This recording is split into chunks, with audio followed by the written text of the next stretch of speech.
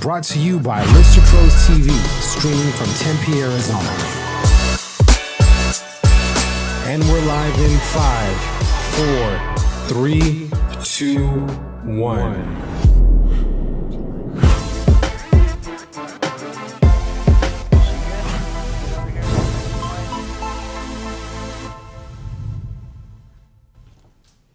Hey guys, Jordan here, host of Real Estate Pros on Lister Pros TV, and today we are here in Tucson, Arizona at Guild Mortgage with a very special guest. We have Angie Dix of Long Realty here with us today.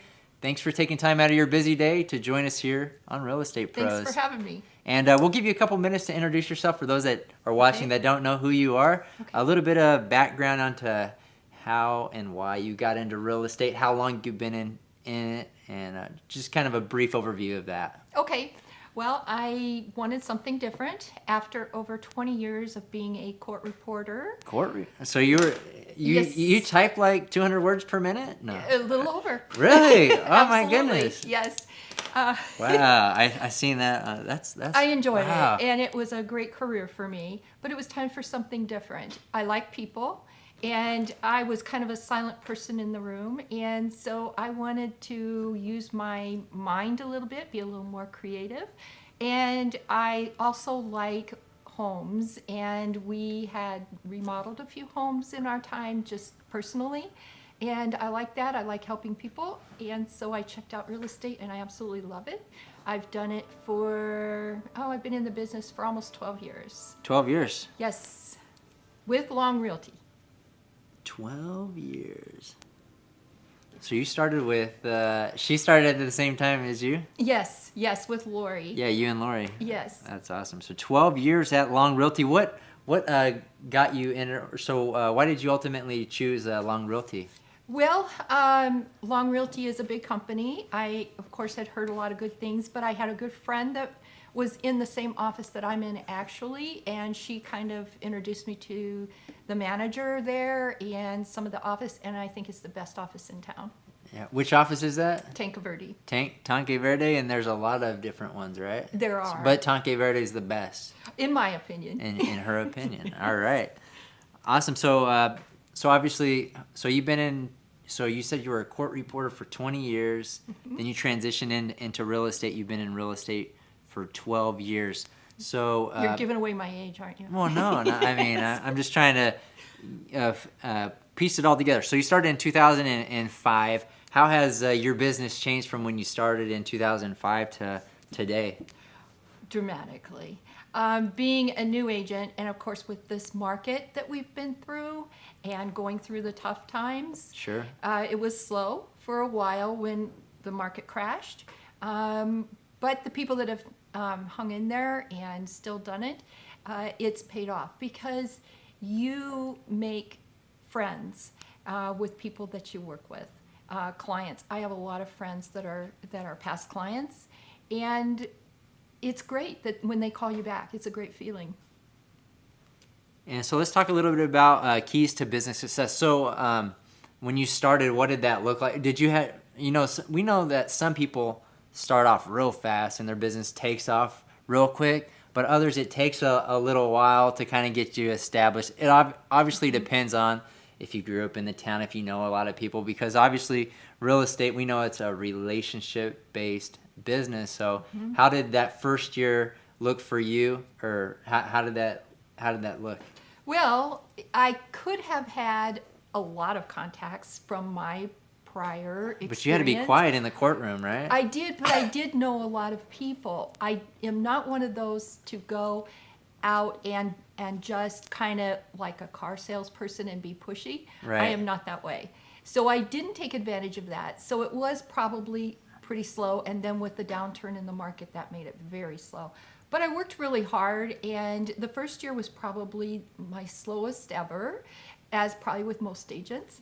But it then picked up, and I have done, I think, very well. I'm very happy with where I am, and it's been mostly due to referrals, open houses, because I like talking to people. Yeah. So so let's talk a little bit about your success on making that transition to kind of struggling a bit this would be some advice for real estate agents, but we're talking about you specifically. So to get in front of people, it sounds like open houses were something that you leveraged. Has that always been the case, or did you find out the hard way? You're like, well, I'm going to try open houses, and then it worked for you, and you kind of found. So I guess talk to us about what pieces of the real estate business that really led to you being successful. Okay. I would say my open houses, some of my past contacts, because I have had some of the clients that I worked for then call me for real estate attorneys that I worked with, because when I was a court reporter, I was a freelance court reporter. I was not in the court system. So I worked for attorneys, and some of them were my clients that followed me wherever I went, and I have sold their houses or sold them houses, so for buyers and sellers both. So that's been good. They've also sent me some referrals, and that's always nice. Open houses works for me. It doesn't work for everybody. Some people just, as an agent, they don't like doing open houses, and they will choose something else. But for me, I like to talk to people. I like knowing what they're looking for, finding a challenge in finding the perfect house for them. So we know that with open houses, you get a lot of people come in. Actually, it depends. I would say we always want a lot of people to come in, but I'm sure there's a lot of open houses where not a lot of people come in. I guess it primarily depends on the day and location. So let's talk a little bit about that, because if a newer real estate agent says, okay, today I'm going to get into real estate, or I'm going to start getting into open houses, what are those? What are, from your experience, what's an effective time? What are the good days of the week to do open houses? Obviously, you can do an open house whenever you want, but where have you found the most success in your open houses? Okay, well, weekends definitely. It can vary. It can be a Saturday, can be busy, but Sundays are the typical day that people know that there are open houses. They're sort of looking for them because they expect them. That's the big time, Sunday afternoons. But it can vary. Friday afternoons can be a good time for an open house, depending on the time of year. Because right now we're in the season that is best for us as realtors, because we have winter visitors here, we have a lot of traffic. So you might find that Friday afternoon in the right location, and you're right about that, location does matter. But it also matters what you're holding open, depending on the time of year. Townhomes are a big thing right now for second homes for people. Right, and how do you get the word out on your open house? Because we know that that's a really important piece or variable to success of the open house. How do you let the public know about your open house? Do you do signage out there? Like, what are I the do things that you do? About everything Bunch that of I cookies, can. cookies? No, just Yeah, well, I have had cookies. I've had other things. In the summer, it's really nice to have a lot of water. Oh, sure. Yeah, but mostly it's internet right now. Signs do work still, because there are people that are looking for open houses, and they know the area that they want to be in, and they look for the signs. But with Long, they have a lot of marketing for us, and you can put it in the LongNet, and it goes into, that's for agents, and then it goes from there into everything, and of course the MLS. And people can now even pull it up on their phones, and they can see where all the open houses are. Wow, so it makes it pretty easy. So Sunday afternoons, the best time? I would say probably the best, and then after that would be maybe Saturdays. Yeah. And then you also talked about past clients, working your referrals. What systems and tools do you use to help keep in contact with your past clients? I will do mailings. Sometimes I will send out when listings of mine have sold, or I will send cards at different times. I sent a Christmas card this year to one of my past clients, and she followed up with an email saying that she wanted me to see her house because she had just remodeled the whole house by taking out walls and extensive remodel. And I thought that was really nice. She thought of me. So how long have you lived here in Tucson? Since '86. Since '86. What is your favorite thing about living in Tucson? The mountains. mountains. Sorry. The mountains. I love the mountains. They are always changing. The mountain ranges here are better than the ones in Phoenix. I think so. I think so too. I've actually had the opportunity. I rode my bike up Mount Lemon once, and it was crazy. Well, I gotta say. you're actually very fit to do that. It was like, I remember it was like hot at the bottom, and then it's like ice on the top. But yeah, the mountains are beautiful here. They are. In Tucson. So, what other keys to business success have you had outside of, sphere of influence, open houses? Is there any other key drivers to your business, or is that your core, what you do? Well, and past clients that I have sold have referred me and then called me again for other needs that they had. Mostly that's it. That's kept me busy. So let's talk about it. So if somebody right now is saying, "Oh, I'll consider hiring Angie," why would somebody want to hire you versus an agent off the street? Sorry, this is a curveball. Yeah, that's okay. Question. So No, you know that's what? fine. Yeah, That's fine. I would say because, and one of this client that I just mentioned previously had actually said this to me. I'm honest with people. I don't use any scripts or anything. I say it as it is, and I'll be very honest. Sometimes it might not be what they want to hear, whether they're selling the house and maybe it's a little too high, sure. or when they're looking.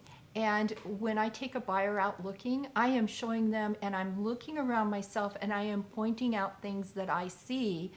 All you have to do is point it out, and they get it as far as, will that be good for them, a negative or a positive? Right. So just always being honest, there could be an agent that's tired of showing houses, and they see something bad and then they don't mention it. But regardless, you're going to point things out. Obviously, as a real estate agent, you're in a lot of houses. You see things that can go wrong. Oh, there may be mold, like smells, like things that maybe not the average homeowner or potential buyer or seller would actually notice it. So awesome. Let's talk a little bit about listen. This is the last topic. So Okay. listing. So when listing homes with Angie Dix, what should sellers expect? What are some of the keys to selling listings in Tucson, in your opinion? Okay, well, price is critical. And if they will listen to you and price it well, and it shows well, it's going to sell. It really hurts the seller in the end if they price it too high. And I'm, again, going to be very honest with that. It doesn't mean that I'm not going to take the listing. I will tell them, and it's their decision. But I will work with them. And I am also good I offer staging. It depends on what the house is, where we are. Sure. If it's a little townhouse and they've moved out and it's empty, it's been proven houses sell better if they're staged. Sure. So I do some light staging, and I really think it helps not only with the pictures, but selling it. So I offer that also at no cost, of course. Do you go into the house and stage I things? do. Awesome. Yes, Yeah, I I've do. met several agents that do that, and I really admire the agents that get out there and do things. I've seen them like clean. They really care about the presentation of the house. Mm-hmm. Obviously, I know how important it is what you're putting out there. Agents out.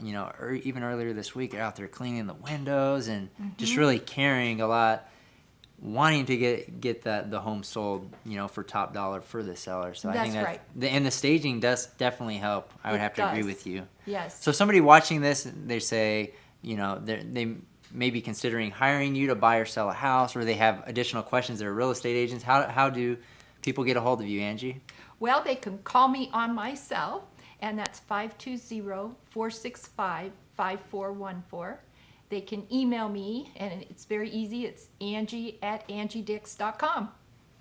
And before we close out, I got to say I'm jealous of your skill of typing 20 words, 200. What's your speed? You had to be certified at 240 words a minute. Oh my goodness. Yes. That is so fast. Yeah. It It saves a lot of time if you're that fast of a typer. I could never get up to that. I'm pretty fast, but man, I've seen those court reports just Well, we do Go. have a few shortcuts. Yeah, is there shortcuts? You got Yeah. full words? We I'm do. just We kidding. do. Awesome. Well, thank you, Angie, for joining me here on Real Estate Pros, and we will see you guys on the next episode.